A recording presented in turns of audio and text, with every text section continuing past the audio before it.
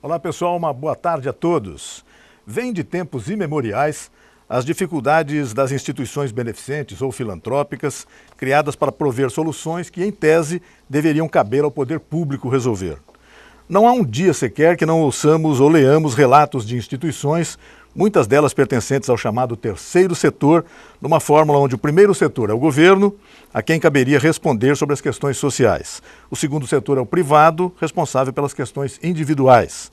Com a falência do Estado, o setor privado começou a ajudar nas questões sociais através das inúmeras instituições que compõem o chamado terceiro setor. Ou seja, o terceiro setor é constituído por organizações sem fins lucrativos e não governamentais que têm como objetivo gerar serviços de caráter público. Atualmente, temos lido nos jornais a informação de que uma instituição importante em Rio Preto, a ACD, Associação de Assistência à Criança Deficiente, encontra-se na iminência de ter que reduzir drasticamente sua capacidade de atendimento por uma decisão da Prefeitura de cortar praticamente pela metade as subvenções à entidade, por uma razão, ela sim, de lógica deficiente. Pelo argumento, a Prefeitura riopretense não pode ajudar a financiar o tratamento de pessoas que residem em outras cidades que não Rio Preto. Estamos diante da lógica perversa do raciocínio vesgo e simplista de uma legislação que privilegia as responsabilidades fiscais, por exemplo, e abandona as responsabilidades sociais, a solidariedade e a fraternidade, entre outras. Por essa lógica, as cidades da região que não pagarem pela assistência a seus moradores não poderão utilizar os serviços em Rio Preto. Esta semana eu tive a oportunidade de comentar numa dessas redes sociais que se não seria o caso de se perguntar se as prefeituras da região também teriam que pagar para enviar os seus moradores para fazer compras, utilizar shoppings, restaurantes, cinemas, teatros e outros serviços disponíveis aqui em Rio Preto. Ou seja, ou a lei precisa ser adaptada para ajudar Rio Preto a cumprir o seu papel pleno de polo metropolitano, ou definitivamente nos recolhemos à nossa reconhecida insignificância. É um assunto complicado, a respeito do qual nós vamos conversar várias vezes aqui no programa de hoje, inclusive com o nosso convidado de hoje, que é um ex-prefeito de cidade importante da nossa região, um empresário muito bem sucedido em São José do Rio Preto e na região, um líder empresarial, sendo diretor regional do Ciesp, é o José Luiz Franzotti, a quem nós temos a honra e a satisfação de receber em nosso programa. José Luiz, muito obrigado por ter vindo. Para começar, o que você acha dessa questão aí envolvendo uma entidade como a ACD e uma decisão de corte da Prefeitura de Rio Preto por uma exigência legal? Como é que, na sua opinião, como é que funciona isso? Bom, muito boa tarde, é um prazer poder estar aqui no seu programa discutindo alguns assuntos que envolvem a nossa região. Bom, a ACD, quem conhece, quem teve a oportunidade de conhecer essa entidade, eu acredito que é uma das entidades mais sérias e que faz um trabalho fantástico. De qualquer forma, não sabemos qual é a solução, mas o trabalho não pode parar, porque ele é importantíssimo, porque principalmente que trabalha com pessoas especiais e que precisa de uma atenção e que precisa das técnicas que só a ACD tem. Então, o que fazer? Nós temos que achar uma solução. As leis nossas hoje são um pouco complicadas e realmente a gente encontra algumas dificuldades e acredito que se a Prefeitura de Rio Preto tomou essa decisão, é porque ela está sendo cobrada pelas instituições para que ela cumpra a legislação. Mas, de qualquer forma, nós temos que achar uma solução. Hoje, o que a gente vê em toda a área da saúde, e principalmente as entidades filantrópicas, especialmente as Santas Casas, é que umas que prestam um bom serviço, ela acaba sendo procurada e como o Sistema Único de Saúde, ela prevê na Constituição lá de 88, onde a saúde é um direito de todos e as Santas Casas têm que estar com as portas abertas 24 horas, não só as Santas Casas, mas o Hospital de Base de Rio Preto, vamos imaginar, tem que atender todas as pessoas. Eu acredito que alguma coisa tem que ser feita e tem que ser pensada. O Serra, quando ministro da Saúde, ele tinha pensado e projetado uma coisa fantástica, que se ele tivesse continuado como ministro e tivesse implementado aquela situação, eu acho que hoje nós teríamos resolvido grande parte do problema da saúde no Brasil. Por quê? O que ele criou? ele criou o cartão SUS, onde esse cartão de cada cidadão ia, logicamente, identificar exatamente onde ele morava, né, onde ele mora, e qual é a responsabilidade sobre aquele cidadão. Então ele tinha planejado fazer uma distribuição de renda de forma que ele iria dar a cada município um valor para cada cidadão. Então, se eu moro em São José do Rio Preto, a cidade de São José do Rio Preto ia receber para mim, um valor per capita para cada cidadão. E não seria uma pesquisa, na verdade seria uma verificação absoluta, né? Você falou absoluta. E aí, qual que é o grande segredo do plano dele, do projeto dele, que infelizmente não foi à frente e que poderia resolver, talvez, até o caso da ACD? O que significava?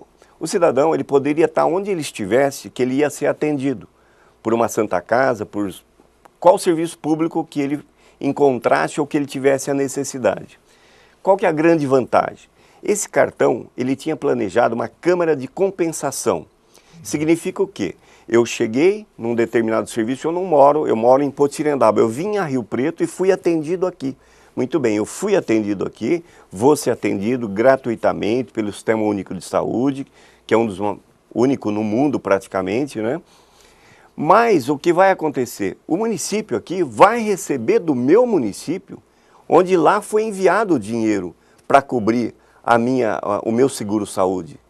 Então a Câmara de Compensação ia resolver todos esses problemas. Aperfeiçoaria essa questão. Com certeza, porque na verdade não é justo mesmo, de repente, um município atender um cidadão de um outro município, se ele não tem dinheiro para isso. Lógico que existem todas as distorções, você fez uma colocação no início aí, no teu editorial, que tem alguma lógica, mas, na verdade, se nós fizéssemos aquilo que ele tinha planejado, uma distribuição per capita, onde a gente ia dar a cada município exatamente um valor para cuidar do cidadão, acabou. Aí o serviço poderia ser feito e executado onde quer que o cidadão fosse procurar ou tivesse a necessidade. Mas esse município ia receber de volta, porque a Câmara de Compensação ia fazer essa cobrança desses valores desse serviço prestado em outro município, que não seria a sua obrigação. Quer dizer, saídas existem, né, Zé Luiz? Precisa pensar, né? Precisam ser pensadas e colocadas em prática. Né? Precisa ter coragem, né? Precisa ter alguma atitude, né? E fazer as coisas. Se o serviço público está precisando de uma gestão um pouco mais, talvez, inteligente, né? Ou ter um pouco mais de seriedade, né? Porque o governo hoje, ele tem usado a inteligência. Hoje a Receita Federal é uma das empresas do mundo que tem países que estão vindo aqui aprender com a Receita Federal, para cobrar. De grande eficiência. Para cobrar. Então hoje o nosso país é um país que mais se paga imposto no mundo. Agora, da mesma forma, os serviços públicos não estão tendo a mesma eficiência e um deles é a saúde. Então a gente sofre demais, infelizmente. O que a gente vê em entidades como essa, como a ACD, tendo que fazer cortes, deixar... Uma entidade que tinha que ser olhada com tanto carinho, com tanto... né? E às vezes isso não acontece. Pior ainda, né? Os hospitais públicos, as santas casas, todas com deficiência, né? Então, de um lado se arrecada demais, mas do outro lado os serviços essenciais não são gasto esse dinheiro que está sendo arrecadado com responsabilidade, com carinho para com o cidadão. Diria que se arrecada bem e se gasta mal, né? Em muitos casos. Com certeza, né? Em todos os setores, infelizmente, né? Pois é. Bom, o Zé Luiz Franzotti, ex-prefeito de Potirendaba, além dessa militância política de vários anos já aqui em nossa região, é também um empresário de grande sucesso na região. É diretor-presidente das indústrias Poti, né? Uma indústria de refrigerantes sediada em Potirendaba e que distribui seus produtos certamente por boa parte do Brasil. E é também diretor regional do Centro das Indústrias do Estado de São Paulo, em Rio Preto, o CIESP. E na qualidade de diretor do CIESP, eu gostaria de perguntar a você, Zé Luiz, qual o cenário que você visualiza para esse ano de 2014 para a economia brasileira? É ano de Copa do Mundo, é ano de eleição, é ano de previsíveis dificuldades, é ano de previsão de crescimento baixo, já se dizem de pibinho outra vez para a economia brasileira. O que é que dá para pensar em termos de cenário da economia brasileira para esse ano? Ou não dá para pensar ainda? Realmente, pensar nós temos que pensar muito, né? porque hoje ter um planejamento, ter uma expectativa do que vai acontecer, até para você fazer os teus investimentos e direcionar os teus investimentos é muito importante, né? O que a gente vê é que a gente vive um momento de muitas incertezas, né? Nós temos expectativas boas, como a Copa do Mundo, depois nós temos as Olimpíadas, né? Nós temos esse ano a eleição. Copa do Mundo e Olimpíadas são geradores de negócios, né? Sem dúvida alguma, sem dúvida. É uma expectativa muito positiva, né? Muita gente que deve vir ao Brasil, enfim. Tudo isso gerou muitos investimentos públicos, investimento privado, né? Tudo isso movimenta a economia, tudo isso gera renda. Gerou renda, gera consumo, gerou produção e, enfim. Então, a expectativa, sem dúvida que, se você analisar naquilo que deve acontecer, ou que vai acontecer, a expectativa deveria ser a melhor possível. Mas a gente vive com algumas incertezas, e especialmente no aspecto administrativo dos governos, né? A eleição, ela mascara um pouco a economia, a gente fica um pouco preocupado.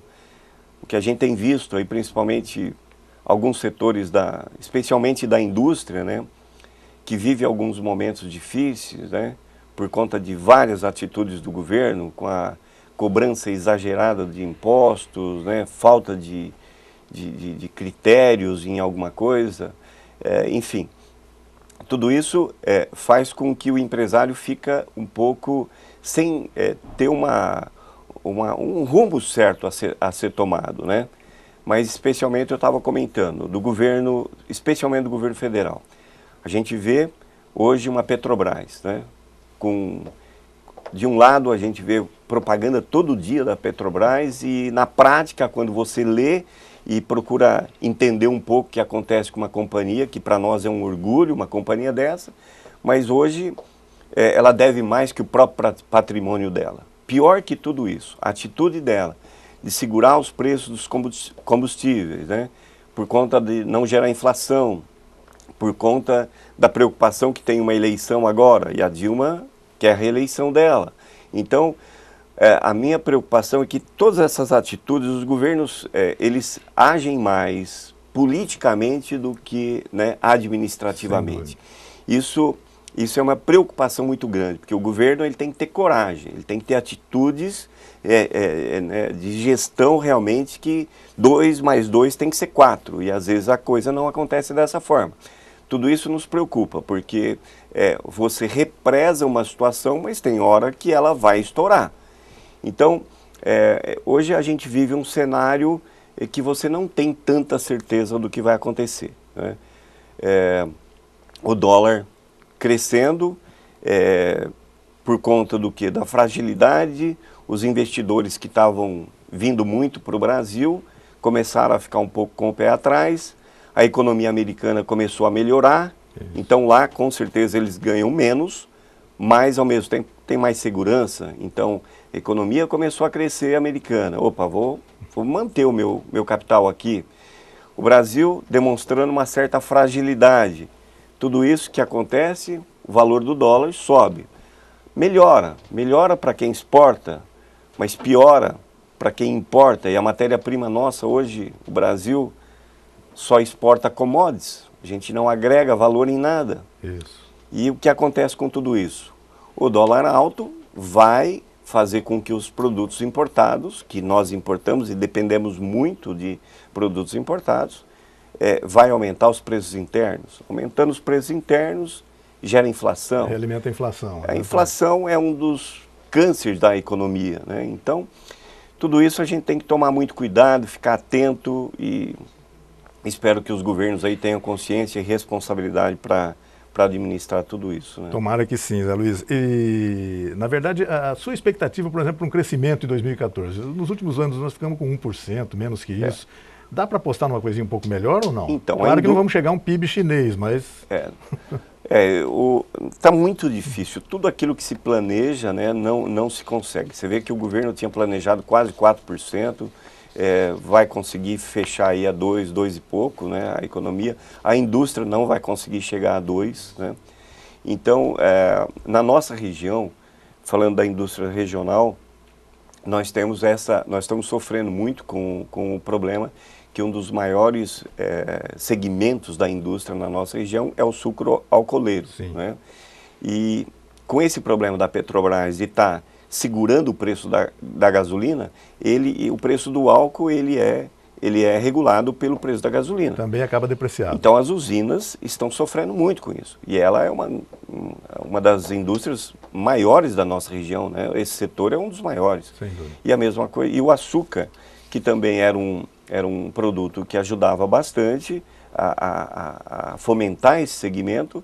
Esse ano a demanda do mercado externo foi pequena, né? Se produziu muito açúcar no mundo e prejudicou um pouco também esse segmento. Então, a nossa região perdeu muito com isso. As indústrias, as usinas estão sofrendo muito com esse momento que a economia está vivendo, né?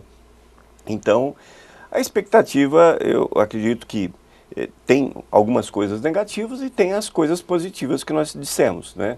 Porque a própria Copa do Mundo, com tudo isso que está sendo construído, a iniciativa privada está investindo muito. Isso. Hotéis, muita coisa está sendo feita. Obras de mobilização urbana, tem várias... Aí o setor público está investindo muito também, né? Não só nos campos, mas toda a infraestrutura que está sendo construída. Tudo isso gera empregos, gera consumo de bens, enfim. Então, eu acho que isso é uma coisa positiva, né? Eu acredito que isso está fazendo com que a gente consiga manter a economia ativa, né? Um outro setor que a gente acredita que, se o governo está fazendo isso com bastante responsabilidade, é o crédito imobiliário. Isso está ajudando bastante, inclusive, a nossa indústria regional também da construção civil. Sem dúvida. Porque essa facilidade para a construção civil, para você adquirir sua casa própria, está sendo um marco na história, que nunca existiu tanta facilidade para as pessoas conseguirem um financiamento da casa própria. Isso, condições atraentes, boas taxas de juros, enfim, sem facilidades dúvida. mesmo. E você imagina o que gera isso de consumo na construção civil, que gera de mão de obra, que gera de negócio. Então isso está estimulando, está sendo um ponto bastante positivo para a economia, especialmente para a indústria da construção civil. Zé Luiz, em relação aos setores industriais brasileiros, não há dúvida de que a indústria tenha sido realmente o que mais esteja penando, né? O que mais esteja sofrendo. O próprio presidente da Fiesp, Paulo Scaff, já chegou algumas vezes a dizer que o Brasil está passando por um processo de desindustrialização, certo? Você concorda com isso? Você vê essas coisas desse jeito também? O problema não é concordar, é ver os números, né? Nós, há 10 anos atrás, nós chegamos a participar com 35% do PIB, era gerado por conta da indústria. Hoje não está chegando a 17%. Nossa. Essa é uma preocupação realmente muito grande, né? Por várias razões. A carga tributária em cima da indústria, a pressão que a indústria recebe por conta de entender o governo, que a indústria que gera muita riqueza, mas o governo está massacrando a indústria, né? Você vê que nós estamos chegando à indústria com quase 38% de imposto. A participação é muito grande. E estamos sofrendo um outro problema. A gente, com essa pressão toda, com essa carga, com esse excesso de encargos trabalhistas, com toda essa pressão que o governo faz, com essa ganância de arrecadar, ela acaba fazendo com que a indústria se enfraqueça. De que maneira? Ela perde a competitividade, especialmente por produtos chineses. Sim. Então hoje você consegue, mas muitos e muitos produtos você importar, com toda a despesa que você tem de um produto vir lá da China, você consegue vender produtos pela metade do preço que custa o produto brasileiro. Isso inclui confecções, calçados, uma série. Uma série. Aí ele começa a tomar medidas pontuais, que não é legal. Esse setor está sendo prejudicado pelos chineses, então vamos lá e vamos desonerar a indústria nesse setor e vamos elevar a carga o imposto de importação para a gente inibir. Então ele fica tomando medidas apagando incêndio. Eu acredito que uma economia forte não pode ser dessa forma. Sim. A economia forte é aquela que o governo tenha um imposto justo, que todo mundo possa pagar, que você possa fazer com que você seja competitivo com os produtos importados, né? Que você tenha uma carga de impostos, principalmente em cargos sociais, correto, e é isso que a indústria precisa, né? Para que ela seja fortalecida. Outra coisa que nós precisamos investir mais é em tecnologia, incentivar o desenvolvimento de novas técnicas, enfim, para que a gente possa ter uma indústria realmente forte, né? O que acontece hoje, o que a gente vê hoje, né? Os 6 principais produtos nossos são commodities, que não agrega nenhum valor. Pô, legal. Alguns que são renováveis, então nós estamos exportando soja, somos o maior exportador de soja, de açúcar, de café, mas estamos exportando commodities como minério, que nós exportamos o minério, que ele tem fim, isso que é o pior, ele tem fim, e depois nós compramos de volta produtos acabados com a mesma matéria-prima que nós compramos, né? Então, isso é uma coisa que incomoda, isso é uma coisa que o governo teria que ficar mais atento, porque se ele matar a indústria é a que gera a verdadeira riqueza para o país, entendeu?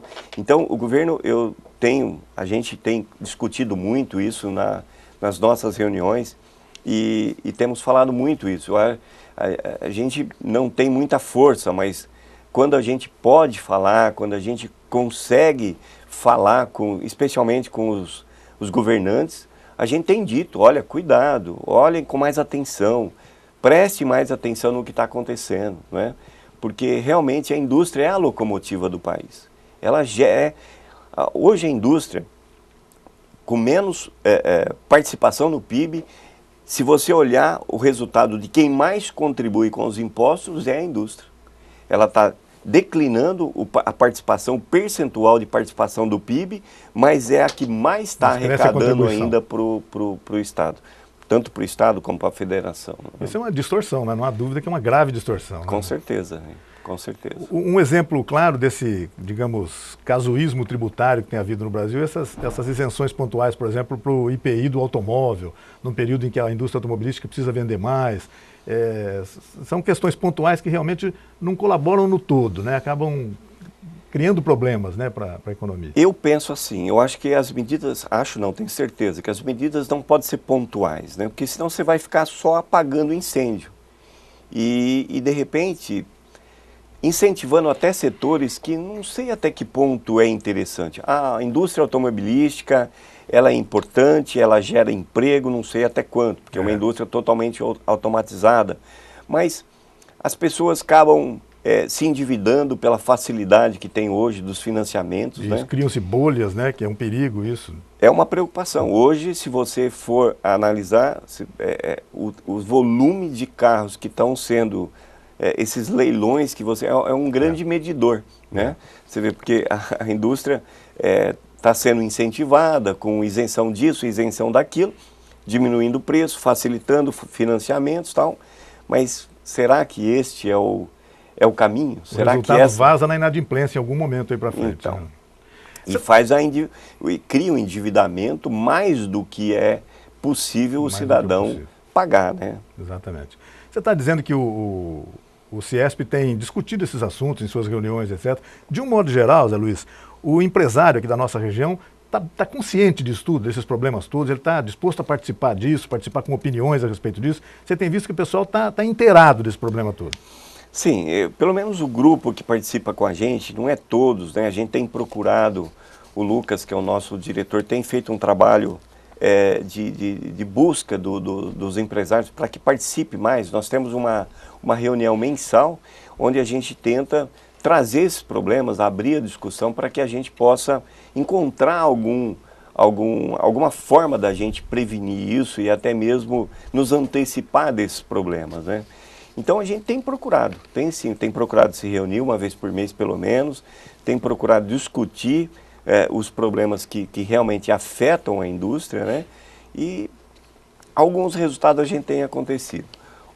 Até nós tivemos uma reunião com órgãos públicos. Nós tivemos uma experiência o ano passado que foi muito positiva e que nós chegamos até a comentar ontem no jornal, no Diário da Região, é que fizemos uma experiência com a CETESB. Nós convidamos o diretor regional, né, e tentamos mostrar, dissemos a ele, olha, o objetivo nosso é que nós entendemos que a indústria, com certeza, principalmente com o cuidado do meio ambiente, com todo esse cuidado que a gente tem, né, com a preservação e enfim.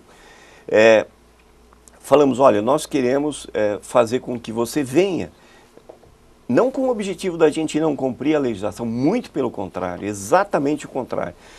Nós queremos que vocês venham e nos auxiliem a gente a cumprir a legislação. E eu disse que foi uma experiência muito, muito saudável, porque o diretor, ele foi tão claro, tantas coisas boas que o órgão tinha, que às vezes nós não tínhamos conhecimento, e que facilitou tanto, já ali mesmo resolveu tantos problemas. Ele abriu a organização para facilitar alguns alvarás que estavam para ser emitidos, algumas pequenas dificuldades que foram resolvidas. Quer dizer o seguinte, que o órgão, ele tem uma legislação, tem que ser cumprida, mas ele pode ser um facilitador, ele pode ajudar com que a empresa cumpra a sua... Mas a CETESB, um exemplo hoje, né? Mas nós gostaríamos que isso tudo fosse e acontecesse em todos os outros órgãos. Hoje a gente encontra muita dificuldade, especialmente no Ministério do Trabalho, né? A gente vê, a gente sofre muito hoje com um certo, não vou dizer mas a justiça trabalhista hoje, ela tem judiado muito da indústria, né? A legislação, ela exige muito da indústria, demais, exageradamente, né? E dificulta muito ela cumprir a sua obrigação. Na verdade, o fato de ser fiscalizador não pode impedir que ela seja auxiliadora também, não é? O objetivo é resolver todas as questões, né? Esse aqui era... E a gente tem vivido alguns momentos assim de muita dificuldade. Então, esse ano a gente tem um projeto de tentar fazer uma parceria com todos os órgãos, né? Para que eles venham e a gente possa trabalhar, mostrar a nossa dificuldade, né? Nada que nós não queremos nada além do que o cumprimento da lei, mas não queremos ser prejudicado por conta de uma certa fragilidade que existe, né? Entendi. Então, nenhum privilégio, mas também não precisa ter nenhum prejuízo por conta exatamente, disso. Exatamente. E é o que tem acontecido hoje. Eu imagino que sim, Zé Luiz, deve ser realmente um problema grave. Bom, da economia, derivando um pouquinho para a política. No programa de hoje nós vamos falar bastante sobre política, até explorar um pouquinho a experiência do Zé Luiz como administrador público, como prefeito municipal de Potirendaba, aqui na região.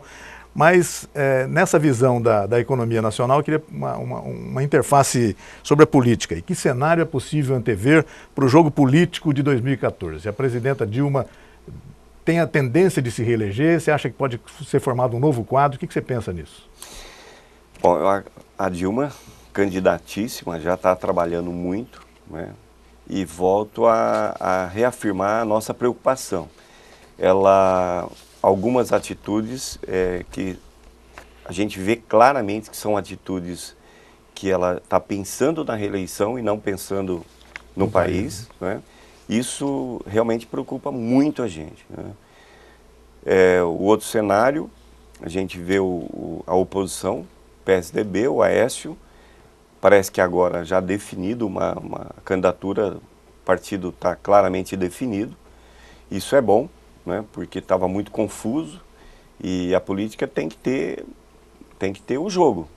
Até para ser saudável para o eleitor, ele tem que ter a posição, que é o dela, tem que ter a oposição, uma oposição inteligente, para que a gente possa saber quem realmente nós podemos ter liberdade de escolher, quem realmente tem a melhor proposta, né?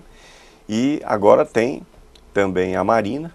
O PSB e a Marina? Exatamente. Né? Então, que é eu acredito que foi muito saudável também, porque a gente vai ter uma discussão de um nível até melhor, onde nós vamos ter praticamente 3 movimentos aí diferentes, né? É diferente do que ter apenas 2, né? Que fica o contra e o favor, Sem né? dúvida, sem dúvida. Então, esses 3 estão claros, né? Então, e são 3 posições diferentes. Então, isso vai permitir que o eleitor tenha uma visão de quem realmente, de repente, tem o melhor projeto, né? E eu acredito muito que a gente possa viver um momento político realmente diferente, né? Porque o que aconteceu? O pessoal foi para a rua, se manifestou, muita gente boa, muita gente ruim, mas tivemos um movimento inesperado, ninguém acreditava que no Brasil teria um movimento desse. Houve uma movimentação depois de anos e anos de comodismo, de perpetuação, né? Houve uma movimentação forte, não há dúvida. Forte, que nós não conseguimos identificar ainda tudo o que aconteceu, né? Porque você vê muita gente, a maioria pessoas de bem, que estavam insatisfeitas. Qual vai ser o reflexo disso lá na urna? Como que vai acontecer isso? Aí tivemos a infelicidade de ter esses malandros, esses vândalos aí que se aproveitaram e que estragaram um pouco o movimento, né? Então, mas o que isso vai ser? Qual vai ser o reflexo disso? Uma preocupação que eu tenho ainda, volto a falar, eu estou sendo um pouco crítico, não que eu sou contra ou a favor, não, mas eu me lembro que quando nós tínhamos o Bolsa, eu era prefeito e nós tínhamos o Bolsa Família, que foi criado pela Ruth Cardoso, né? Mulher de Fernando Henrique. Isso. Olha, eu acredito que para mim, naquela época, para mim conseguir 60 famílias para mim cadastrar, olha, deu muito trabalho, porque ela era criteriosa. Ela dizia o seguinte: para entrar no programa, as crianças têm que ter tem que estar na escola, tem que estar com boas notas, a família não pode ter uma renda superior a X reais, que eu não me lembro qual que era o valor da época. Tinha critério. Quem leu a Veja ontem viu. Vai ser destinado para o Bolsa Família deste ano mais 27 bilhões de reais. Não que eu não sou contra o programa, muito pelo contrário, mas tinha que ter critério. Hoje tem Bolsa Gás, Bolsa Teatro, Bolsa não sei o quê, Bolsa não sei o quê. Começaram a vulgarizar essa ação do governo. Meu Deus do céu, vamos ser sério. É verdade. Vamos ser sério, né? Então, você percebe claramente o quê? Aí vem a Datafolha, um mês atrás, fez uma pesquisa de intenção de voto. Desses que compõem a Bolsa Família, 70% vai votar na presidente. Sem dúvida. Por quê? E a economia é muito simples. O dinheiro é um só. Se alguém está aqui trabalhando, ele tem que receber por aquilo que ele está produzindo. Mas se tem alguém aqui dentro dessa economia que está recebendo dinheiro e não está produzindo e pode trabalhar, alguém vai ter que trabalhar para ele. Alguém tem que pagar. É matemático, o dinheiro é um só. Então a gente não pode ser paternalista exagerado. Sem dúvida. Nós temos que ter o limite. Distribuir a renda, eu sou totalmente favorável. Esse programa é fantástico. Foi criado com o objetivo de fazer uma distribuição de renda justa. Onde se aplica a justiça, acabou. Tudo vai bem. Mas onde não se aplica a justiça, onde você tem desequilíbrio, onde você dá dinheiro para quem pode trabalhar, não pode. Eu estou falando isso porque eu conheço o sistema. Minha mulher é prefeita. Hoje ela está com não sei quantas famílias lá, sem critério nenhum. É um assunto até Você difícil. chega e vai lá e cadastra e recebe dinheiro. Assunto até difícil de lidar, porque dá a impressão que há uma tendência das pessoas agirem demagogicamente em relação a isso, né? Na verdade tem que ser sério, tem que ter critério. Essa é Precisou, vamos ajudar, sem dúvida, esse é o ponto. Sem dúvida. Então, eu estou sendo talvez um pouco crítico, mas a economia ela tem que ser séria. Se não existir seriedade, não... Tá certo. Vou pedir a permissão do Zé Luiz Franzotti por alguns minutos para um rápido intervalo comercial e a gente volta aqui com o Opinião Cidade para conversar mais um pouco sobre essa liderança de nossa região, Zé Luiz Franzotti. Até já, pessoal.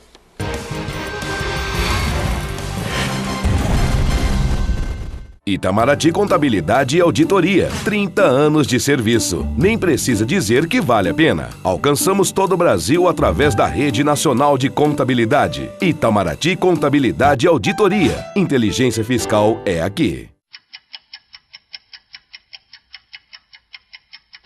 A cada segundo, a cada minuto, a cada dia, nosso planeta está mudando. As mudanças climáticas são uma realidade e não vão desaparecer. Muito em breve, e cada vez mais, cada pessoa nesse planeta será impactada pela força destrutiva das mudanças climáticas. Não tenha dúvida. Esta é a maior ameaça já enfrentada pela humanidade. Nós causamos isso e nós podemos parar essa situação. Ainda há tempo. Pare as mudanças climáticas. Inclua seu nome no abaixo-assinado. Sua assinatura vale um futuro. Obra fundamental para Rio Preto. A duplicação da BR-153 vai acontecer. Vamos ter mais de 17 quilômetros duplicados, 9 trevos com 14 viadutos. A Prefeitura refez projetos anteriores, adquiriu licença ambiental que não existia e antecipou as desapropriações, que nem era sua obrigação. 70% estão resolvidos. Saiu aí a duplicação da nossa cidade, só tem a agradecer. Trânsito melhor e com muito mais segurança. Prefeitura de Rio Preto.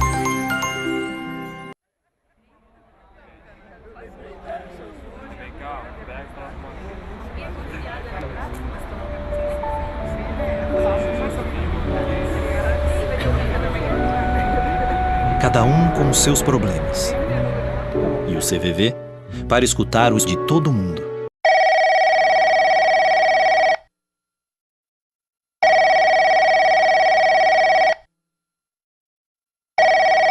O CVV oferece atendimento telefônico gratuito a todos que precisam de apoio.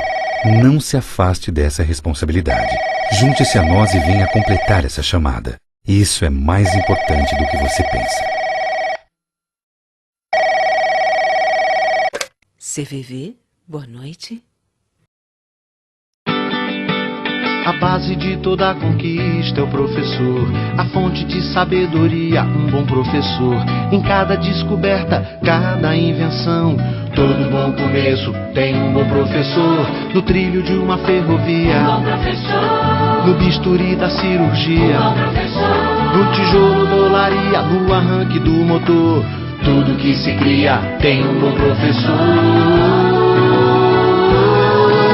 Um sonho que se realiza, cada nova ideia, no que se aprende, o que se ensina, uma lição de vida, uma lição de amor, na nota de uma partitura, do projeto de arquitetura, em toda teoria, tudo que se inicia, todo bom começo tem um bom professor, tem um bom professor. Isso aqui pra você é um saco? Pra cidade também é. Porque saco plástico entope bueiros e provoca enchentes. Pro planeta também é um saco. São despejados 500 bilhões de sacos plásticos por ano que poluem o meio ambiente. Pro futuro também é um saco. Um saco plástico demora até 400 anos para se decompor. Por isso, reduza o consumo de sacos plásticos e use mais essa sacola retornável. Ele é um saco, mas não é um saco, entendeu? Saco é um saco. Recuse, reduza, reutilize.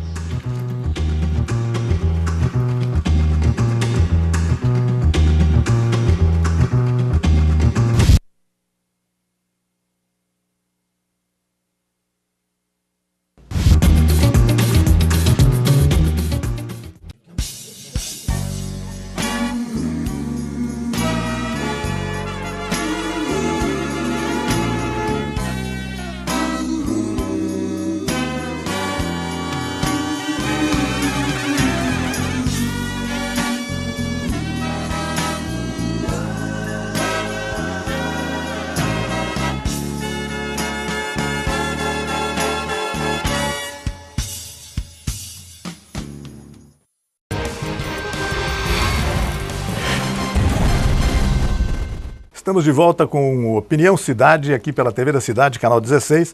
Hoje conversando com o José Luiz Franzotti, que é diretor regional do CIESP, ex-prefeito de Potirendaba e uma liderança política e econômica de nossa região.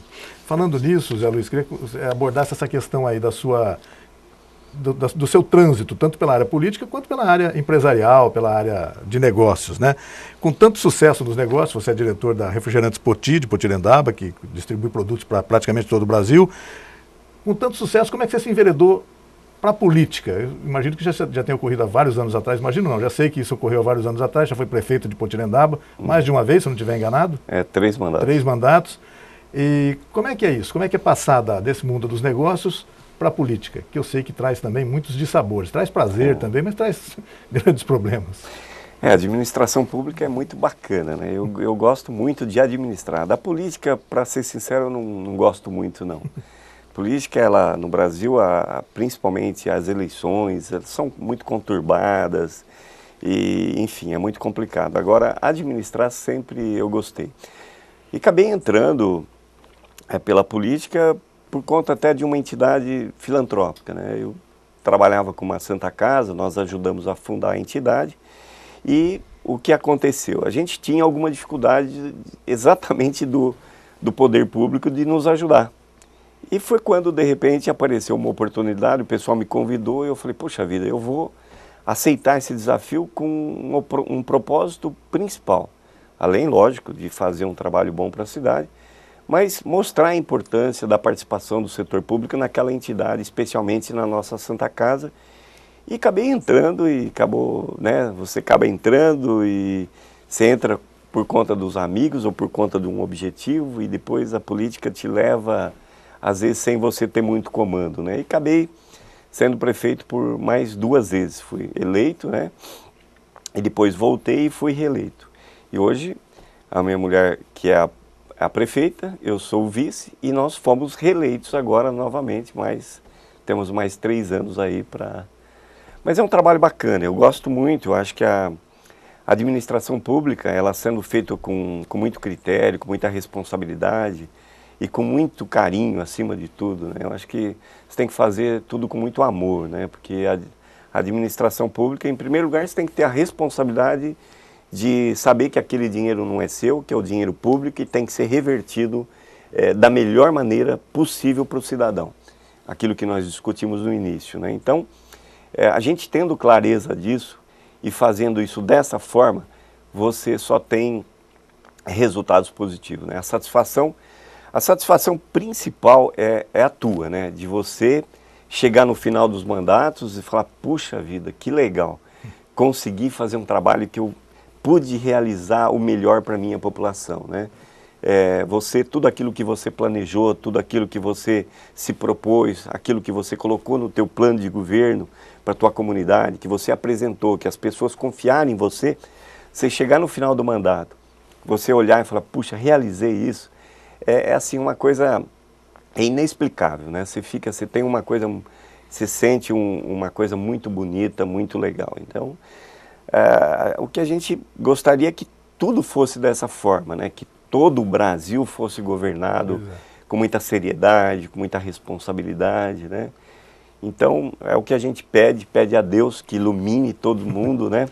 Nós temos uma eleição aí agora importante, vamos estar elegendo o nosso presidente novo, presidenta, quem sabe, enfim, senadores, deputados estaduais, federais, governadores, exatamente, deputados estaduais, né?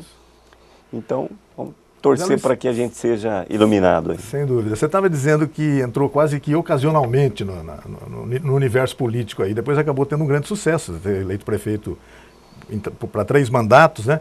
Os políticos de antigamente diziam que era tal da mosca azul, que depois que ela picava o político, ele não conseguia mais deixar a política. Na verdade, é um fascínio das pessoas, você disse, não pela política em si, mas pela administração, né? Então, eu confesso que nessa última, né, que o pessoal, nosso grupo político, não, Zé, você tem que ser novamente. Eu falei, mas eu já fui 3 vezes, né? Aí eu falei, não, eu acho que para mim eu tenho que cuidar dos meus negócios e tal. E Então, tudo depende do momento, da tua oportunidade, da tua disponibilidade, né? Uma série de coisas que eu acredito que... E você também acreditar que você tem capacidade, né? Porque não adianta, de repente, eu falo, pô, eu quero ser isso, mas não tenho condições. Então, acho que a administração pública é uma coisa muito séria, porque você administrar o teu dinheiro, a tua empresa, teus negócios, tudo bem. Você foi bem, tá bom, você foi mal, tudo bem, é problema teu. Agora, você administrar o dinheiro público, olha o tamanho da responsabilidade. Eu me lembro perfeitamente quando eu fiz o primeiro termo, quando nós assinamos a municipalização do ensino. Aí eu fiz um primeiro ano, né, do primeiro à quarta série de uma escola. Olha, eu confesso que eu fiquei muito preocupado. Perdeu o sono. Perdeu o sono por quê? Porque você vai estar assumindo o compromisso com um monte de famílias que você vai ter que fazer uma boa educação. Para cuidar de pessoas. É o futuro daquelas crianças, né? Exato. Então, poxa, mas foi muito legal. Porque depois aí acabamos fazendo a municipalização. O resultado foi tão positivo que hoje Potirendaba é 100% municipalizado, né? Todas as escolas, todas as séries, né? E foi um trabalho que trouxe um resultado muito prazeroso quando nós fizemos a avaliação final de todo esse trabalho. Né? A questão da saúde também está bem resolvida, municipalizada também, Potirendaba, como é que está isso? Hoje, municipalizada, tem 3 cidades que são gestão plena. Rio Preto, Potirendaba e Catanduva. Que beleza. Né? E Potirendaba, eu acho que foi feito um trabalho bom, interessante. Hoje a gente tem um município pequeno, 16 mil habitantes, nós temos uma Santa Casa muito interessante, bem estruturada, com um centro de diagnóstico bom, 3 centros cirúrgicos. Nós temos 4, o município foi dividido em 4 territórios, que nós colocamos 5 programas Saúde da Família, que a gente atende a cidade pelo bairro, pelo território onde as pessoas moram. Nós temos um centro de estimulação à criança, um centro muito interessante. Nós temos um posto central que atende toda a parte básica da saúde do município. Enfim, nós temos um centro odontológico que atende toda a comunidade. Então é uma cidade que eu posso dizer que está bem estruturada na questão da saúde, né? Zé Luiz, você disse aí, você lembrou que a sua mulher, a Gislaine, né, hoje é prefeita de Potirendaba, você é o vice-prefeito da cidade. Como é que é ter, então, a esposa, a mulher, no comando das decisões políticas e administrativas, Zé? É muito legal, porque, veja bem, ela ficou comigo durante 12 anos sendo a coordenadora da assistência social do município. Então ela conhece todo mundo, conhecia as dificuldades, principalmente a comunidade mais humilde, né? Então para ela não teve, e ela trabalhava um período também comigo no gabinete, então não foi muito difícil dela assumir esse compromisso. Tanto é que hoje eu só vou de vez em quando lá, quando sou convidado para alguma pessoa que chega, só isso, mas eu nem dou palpite. Ela acabou se preparando para isso, né? Com certeza, cuida e está cuidando muito bem. Agora me fala uma coisa, na intimidade do lar, a política acaba sendo um assunto inevitável, né? Depois da novela. Mas a gente evita, a gente evita discutir, mas de vez em quando, claro que não tem jeito, a gente fala alguma coisinha. Sem dúvida. Zé, e quais são as suas referências de sucesso aí na área empresarial da nossa região? Eu te faço essa pergunta porque eu li uma resposta sua a respeito disso numa entrevista, acho que está publicada no seu site ou num site que eu li hoje ainda sobre isso. Quer dizer, quais são as suas principais referências políticas em nossa região? Políticas empresariais, desculpa. Empresariais. Empresariais. Eu acredito que nós temos, na nossa região, nós temos algumas empresas que dão orgulho para a gente, né? Uma delas, sem dúvida alguma, que é a Rodobens, né? Acho que a Rodobens, ela é um orgulho para todos nós, né? É uma empresa hoje que está praticamente no Brasil todo, né? E até fora do país. Entre as 100 maiores empresas brasileiras hoje, exatamente. É um caso de grande sucesso. Então, eu acredito que isso realmente é um espelho para a gente, uma empresa que a gente... E a outra empresa que hoje tem trazido assim, muita alegria para a gente, de imagem, é a Facchini, né? Eu acho que a Facchini hoje é uma empresa que, puxa vida, esses dias eu tive em Porto Velho, os produtos deles no Brasil inteiro, né? E estão até exportando, tem até negócios no exterior, enfim. Então eu acho que hoje as duas referências maiores nossas são essas duas empresas, né? Não há dúvida que sim.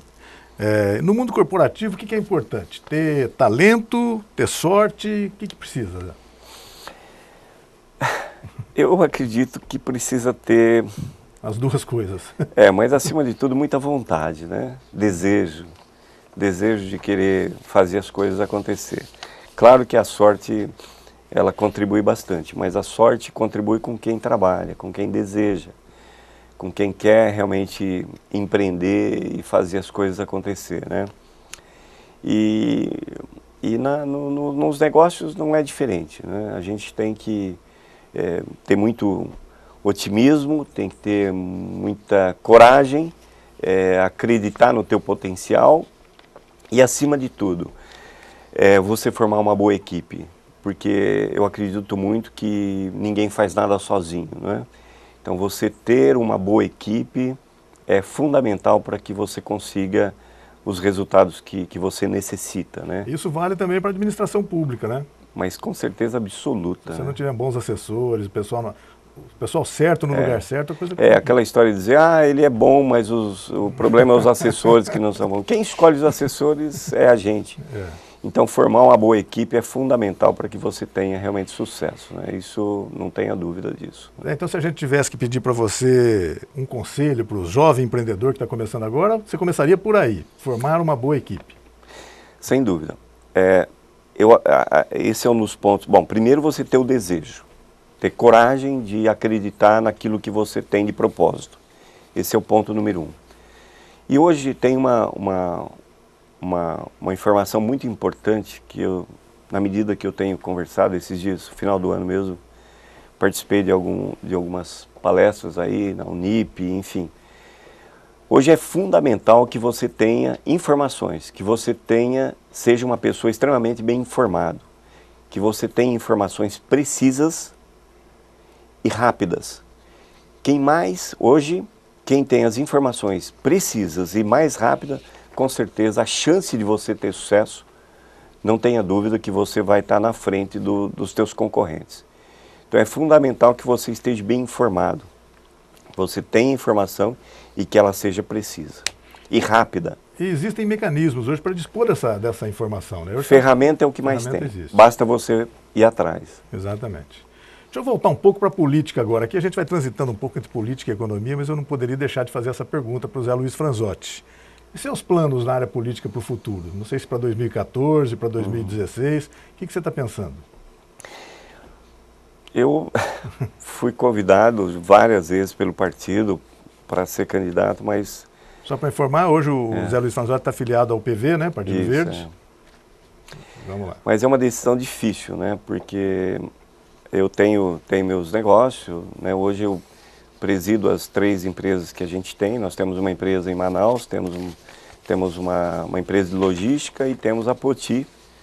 E eu que estou, né, a gente tem um conselho de administração e eu fui eleito já por 3 vezes, né, como presidente da empresa. Então, eu tenho uma responsabilidade muito séria e confesso que é muito difícil eu tomar essa decisão, muito difícil. Eu acredito que hoje, praticamente, eu vou dizer que não devo aceitar. Sem dúvida.